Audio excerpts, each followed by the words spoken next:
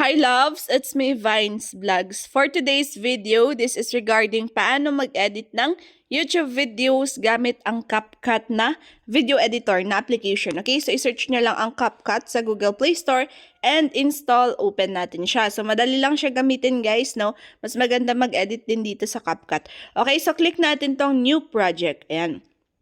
Tapos, madadirect tayo dun sa video. So, pwede nating i-edit, i-click kung aling video yung gusto nating i-edit. Kung wari, ganyan. So, if dalawa, tatlo, i-click nyo lang kung alin dyan. So, like for example, yan, gawin natin, add natin.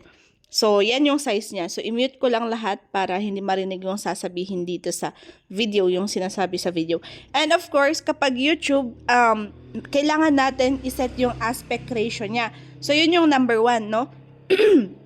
Pagka add ninyo ng video, dapat click natin yung aspect ratio.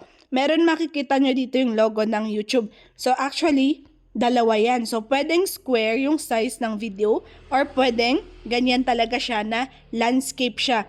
So ang talagang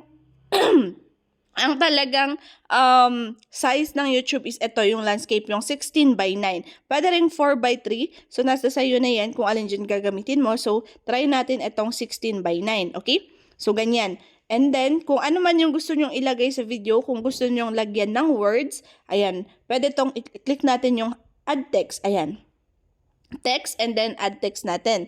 Tapos, pwede natin sabihin, hi, welcome to my vlog. Ayan, sample lang to guys, no? Pag maglalagay kayo ng text. And click natin tong styles, mamili tayo ng color ng ating yan, text. Pwede rin click natin yung fonts. Pwede kayo mamili ng fonts. Ayan, maraming fonts dito guys. Yan. Pero mostly ginagamit ko modern. Ayan. Or pwede rin panacea. Ayan, marami. Flexible. Ayan, ang cute din nito. So, mamili kayo dito ng fonts nyo. Ganyan lang siya. And then, check natin. Yan. So, kung gusto nyo ng may effects, i-click nyo ulit yan. Double tap ninyo yung word. And then, may effects. May mga animations. May bubbles and presets. So, syempre, kapag gagamitin yung application, kulikutin nyo naman siya. Okay? Para alam nyo yung mga ilalagay nyo dito. Okay? So, next naman, like for example, ngayon, after ng word, gusto nyo maglagay ng sticker. Yung sticker na subscribe button. So, meron yan dito sa baba. Okay? Sorry guys. Medyo inuubo ako. Meron dito sa baba. Guys, scroll nyo lang siya pa left side. Then, i-click nyo yung stickers. Stickers. And isa-search nyo lang sa search stickers ang subscribe. Yan. Subscribe button. Lalabas yan. Maraming lalabas. So, yan. Di ka na mahirapan pa magtanggal-tanggal ng mga green screen, diba? Dati wala. Pahirapan maglagay ng ganito. Pero ngayon, ayan. Andito na siya. So, click natin yan. Ayan, diba? Ang dami. Maraming lalabas. So, signal lang. Wait lang. Mag-wifi pala ako. Para mabilis. Yan. Yan. Yan may lumabas. Ayan. For example, ganito yung gusto nyo. Subscribe. Ganyan. Or pwede rin, marami namang iba. Yan, ito din. Or kung hindi naman, ito. So, kayo na bahala mamili nung alin yung subscribe na gusto ninyo. Okay? Ganyan. So, maglagay lang kayo. And if may stickers pa kayong gagamitin, marami naman. Okay? So, ganyan, maglagay. And pwede nyo siyang ilagay dito sa baba ng video ninyo. Ayan. Okay, ganyan. And, yan, ganyan lang siya paano maglagay ng stickers. Pwede rin kayo mag-search kung anong mga stickers. Ayan, may mga ganito din dito na stickers. Okay? Yan, marami kayong pwedeng gamitin. I-search nyo lang kung anong stickers yung hinahanap ninyo. Okay? Ayan, next naman, kung meron kayong i-add na picture. Kunwari, gusto nyo mag-add ng picture. Meron ditong overlay. I-click nyo yung overlay and then click add overlay. So, dito naman tayo sa photos. I-click natin yung photos. Lalagay tayo ng picture. Wait lang. Kunwari, ito yung YouTube. Yung ating, for example, this one, yung YouTube na yan. Yan. Ito, studio na picture. For example lang na picture, no? Syempre, nasa sa inyo pa rin yan kung anong picture yung mga ilalagay ninyo. Ganyan siya. Okay? Ganyan. So, add overlay lang. Okay? Pag picture. Ayan. So, yan yung mga features dito sa CapCut. Ngayon naman, kung gusto nyong i-edit mismo yung video, gusto nyong mag-cut, for example, nilagay nyo yung video, gusto nyo bawasan kasi nasobrahan or merong walang words or walang salita, i-click nyo lang itong video nyo. Ayan, click nyo lang. Yan. Nakita nyo ba yung clinic ko? Click nyo yung video dito sa baba. Ayan. And then, merong split. I-click nyo yung split, pwede nyong bawasan. Ayan. Click nyo lang itong white na to. Ayan, nandito sa white. Yan, click. Pwede nyong bawasan or pwede nyong ganyan. Ayan, bawasan nyo siya. Ganyan. Kung meron kayong gustong bawasan or dito sa kabila, ganyan.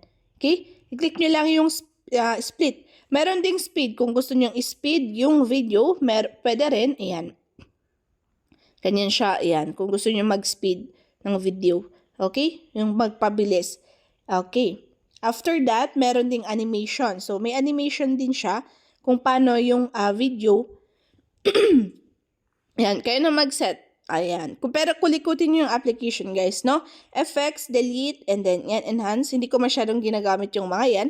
Pero baka sa inyo, sa contents nyo, pwede nyo gamitin yan. So, marami. Ayan, stabilizer. So, pag magalaw, guys, yung video ninyo, pwede nyo gamitin yung stabilize. Ayan, stabilize ninyo yung video. Ayan, so most stable para hindi magalaw. Kunwari, ayan, stabilizing. So, antayin natin. After ng stabilizing, huwag nyo muna siyang gagalawin. Kailangan mag-complete yan, ha? Yan. So, ganyan yung ginagamit ng iba para ma-stabilize, hindi magalaw yung video, 'di ba? So, okay natin. And then, yan. Okay naman. And then, captions. Ayan. Tignan natin yung captions. Enter captions. Ayan. Pwede kayo mag-enter captions or auto captions. Pwede rin siya. Auto captions. And then, caption templates. Auto lyrics. Yan. Pwede rin. Ayan. Pwede kayo maglagay ng captions. Depende. Yung ano yung gusto nyo ilagay. Aspect, filters, ayan. Kung gusto nyo mag-edit na ma-filter yung mga videos nyo, pwede naman. Pero for me, okay. Depende. Pag mga pag mga travel vlogs or yung mga drone shots, pwede. Pwede ito yung Maldives maganda. Pero pag syempre, depende sa contents nyo. Pwede nyo i-check pa rin yung edits and filters. Kung ano nga mas maganda. Background, pwede tayo maglagay. So, click natin background, color. Mostly, ginagamit ko itong, yan, parang skin tone or light brown. Para maganda yung kanyang background. So, yun lang naman dito yung ma-edit. And audio, pag maglalagay kayo ng music, syempre may audio. Click natin yung sounds and yan. Pwede kayong mamili sa files nyo. Ayan, ito siya. O, yan, kulikutin nyo lang kung nasaan. Ito, files, device. So, yan. Kung ano yun ang mga na-record nyo dito. Okay? So, ganyan. So, yan lang naman, guys, ang pwede natin gawin sa pag-edit. Pero maganda yung CapCut. Okay naman siya sa akin. Kasi ito yung pinang-edit ko as of now. And ito dito sa taas niya, guys, yung 1080p, kailangan naka 1080 pag i-download nyo yung video na na-edit nyo, guys, no? Pwede rin 2K to 4K, pero mataas na yung MB nun. So, makukuha yung mataas yung MB pag mag-upload kayo. Depende, pag naka-wifi kayo, okay din to. Pero for me, ayan, ito talaga, 1080p. Okay? So, frame rate, wag nang balitan, okay na yan. Balik natin, and export. So, pag isa-save nyo yung video, syempre, click yung export.